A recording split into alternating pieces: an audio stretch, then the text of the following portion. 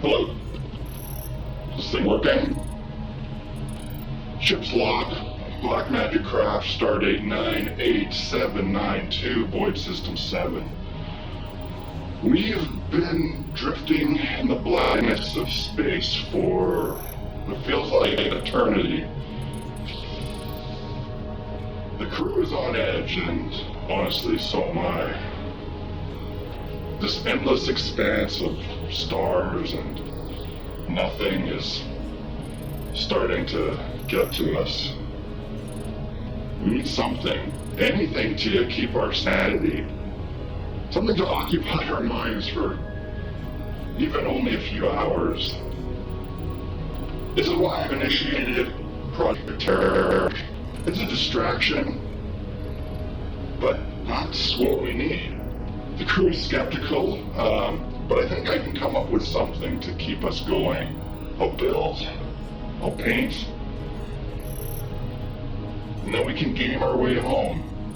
Home through this endless abyss.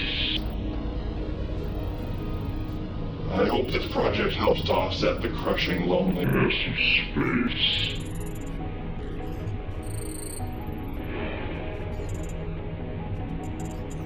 May God have mercy on our souls. Over and out. Mothership, Mech 28, Bangarang, Flames of Orion, and soon, Dark Object. These new games have all entered my life recently and captured my imagination. I have a surprising lack of appropriate terrain to use for these sort of games. Sure, I've got my giant plague city, but I want something I can quickly throw down for any one of these games and arrange as needed, either as a quick generic scatter for skirmishes or to act as the walls of some space vessel, and I wanted them to work with my existing shipping container terrain. So I cut some foam blocks, the same size as those shipping containers, and figured I'd make something similar but more spaceshipy. I very quickly came to the realization that I wouldn't be able to decorate these blocks with any projecting shapes like I wanted to originally. If I were to do that, they wouldn't stack and intersect in multiple ways, which was what I wanted them to be able to do.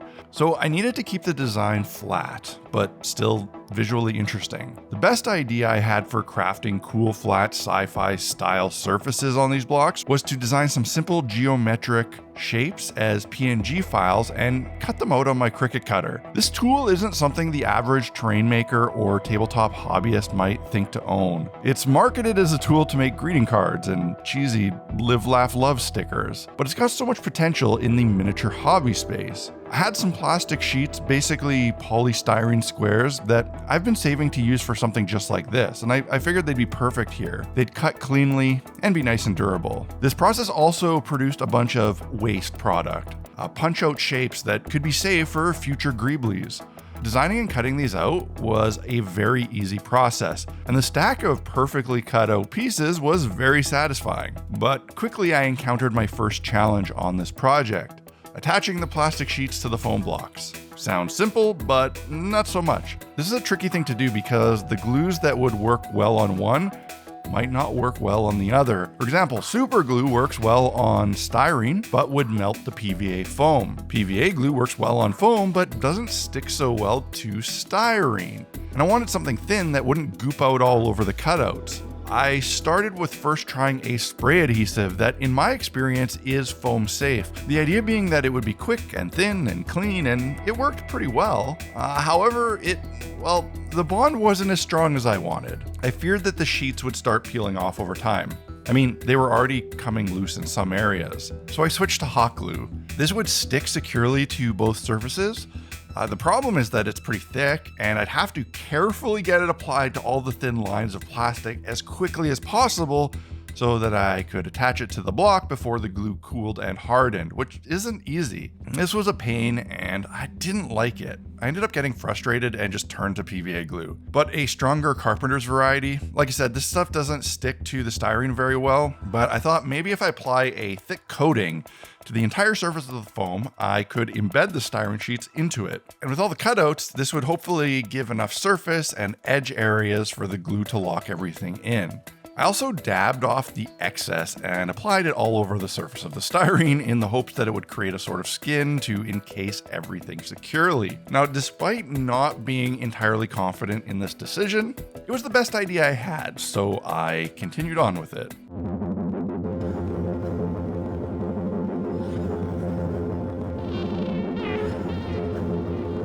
Begin transmission. Introducing Dark Object. Deep space horror from Westphalia Games. This game is free to play. A Kickstarter campaign for high-quality resin miniatures is live now. 32 hand-sculpted miniatures cast in crisp resin. These miniatures are made for Dark Object, but can be used in any of your favorite tabletop skirmish games or RPGs. Go check out the Kickstarter campaign now. There is a link in the description of this transmission. This Kickstarter contains an entire set of free printable sci-fi bits and tiles. Yes, they are free to download. Right now, there is no better way to explore the crushing depths of deep space than with these incredible miniatures. Secure your copies now while you still can, and may God have mercy on your soul. End transmission. After drying, the glue seemed like it had worked okay, but not great. Also, the corner seams didn't look too good, so I decided to caulk them with an elastomeric caulking. This is an acrylic caulking that is highly flexible, has good adhesion, and is paintable. My hope was that filling in the corners would also help to stop the sheets from peeling apart in the future, kind of welding them together. And then I guess I got caught up with what I was doing and decided it would be a good idea to coat everything with this caulking. This would give a bit of texture and create another protective skin that would wrap the whole piece and lock things in place, hopefully. After a few hours of drying, I was worried that this was a mistake and that the bond wasn't strong enough, that I had just created a layer of paste that would just peel off of the styrene. But after leaving it overnight, it did make a big difference, and I was a lot more confident in the bond, and I could proceed with paint.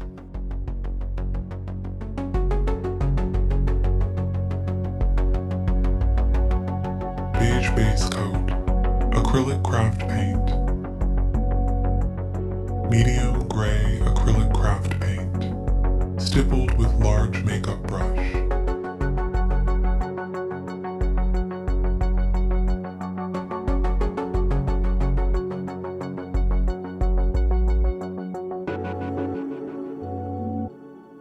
Dirty down rust effect.